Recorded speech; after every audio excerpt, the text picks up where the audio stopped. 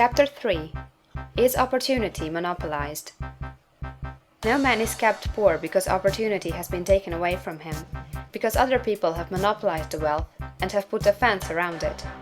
You may be shut off from engaging in business in certain lines, but there are other channels open to you. Probably it would be hard for you to get control of any of the great railroad systems. That field is pretty well monopolized. But the electric railway business is still in its infancy and offers plenty of scope for enterprise. And it will be but a few years until traffic and transportation through the air will become a great industry, and in all its branches will give employment to hundreds of thousands and perhaps to millions of people. Why not turn your attention to the development of aerial transportation, instead of competing with J.J. Hill and others for a chance in the steam railway world? It is quite true that if you are a workman in the employ of the Steel Trust, you have very little chance of becoming the owner of the plant in which you work. But it is also true that if you will commence the act in a certain way, you can soon leave the employ of the Steel Trust. You can buy a farm of from 10 to 40 acres and engage in business as a producer of foodstuffs. There is great opportunity at this time for men who will live upon small tracts of land and cultivate the same intensively. Such men will certainly get rich. You may say that it is impossible for you to get the land, but I am going to prove to you that it is not impossible, and that you can certainly get a farm if you will go to work in a certain way.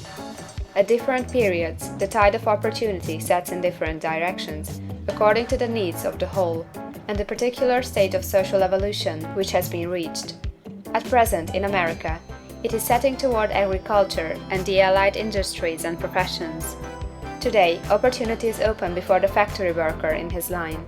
It is open before the businessman who supplies the farmer more than before the one who supplies the factory worker, and before the professional man who waits upon the farmer more than before the one who serves the working class. There is abundance of opportunity for the man who will go with the tide, instead of trying to swim against it. So the factory workers, either as individuals or as a class, are not deprived of opportunity. The workers are not being kept down by their masters. They are not being ground by the trusts and combinations of capital. As a class, they are where they are because they do not do things in a certain way. If the workers of America chose to do so, they could follow the example of their brothers in Belgium and other countries, and establish great department stores and cooperative industries. They could elect men of their own class to office, and pass laws favoring the development of such cooperative industries, and in a few years they could take peaceable possession of the industrial field.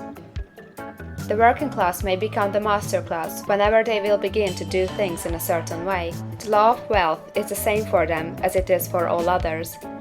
This they must learn, and they will remain where they are as long as they continue to do as they do. The individual worker, however, is not held down by the ignorance or the mental slothfulness of his class. He can follow the tide of opportunity to riches, and this book will tell them how. No one is kept in poverty by a shortness in the supply of riches. There is more than enough for all. A palace as large as the Capitol at Washington might be built for every family on earth from the building material in the United States alone. And under intensive cultivation, this country would produce wool, cotton, linen, and silk enough to clothe each person in the world finer than Solomon was arrayed in all his glory, together with food enough to feed them all luxuriously. The visible supply is practically inexhaustible, and the invisible supply really is inexhaustible. Everything you see on earth is made from one original substance, out of which all things proceed. New forms are constantly being made, and older ones are dissolving, but all are shapes assumed by one thing. There is no limit to the supply of formless stuff, or original substance. The universe is made out of it, but it was not all used in making the universe. The spaces in, through, and between the forms of the visible universe are permeated and filled with the original substance, with the formless stuff, with the raw material of all things. 10,000 times as much as has been made might still be made, and even then we should not have exhausted the supply of universal raw material. No man, therefore, is poor because nature is poor, or because there is not enough to go around. Nature is an inexhaustible storehouse of riches. The supply will never run short. Original substance is alive with creative energy and is constantly producing more forms. When the supply of building material is exhausted, more will be produced. When the soil is exhausted, so that foodstuffs and materials for clothing will no longer grow upon it, it will be renewed, or more soil will be made. When all the gold and silver has been dug from the earth, if man is still in such a stage of social development that he needs gold and silver, more will be produced from the formless. The formless stuff responds to the needs of man. It will not let him be without any good thing. This is true of man collectively. The race as a whole is always abundantly rich, and if individuals are poor, it is because they do not follow the certain way of doing things which makes the individual man rich. The formless stuff is intelligent. It is stuff which thinks. It is alive, and is always impelled toward more life. It is the natural and inherent impulse of life to seek to live more. It is the nature of intelligence to enlarge itself, and of consciousness to seek to extend its boundaries and find fuller expression.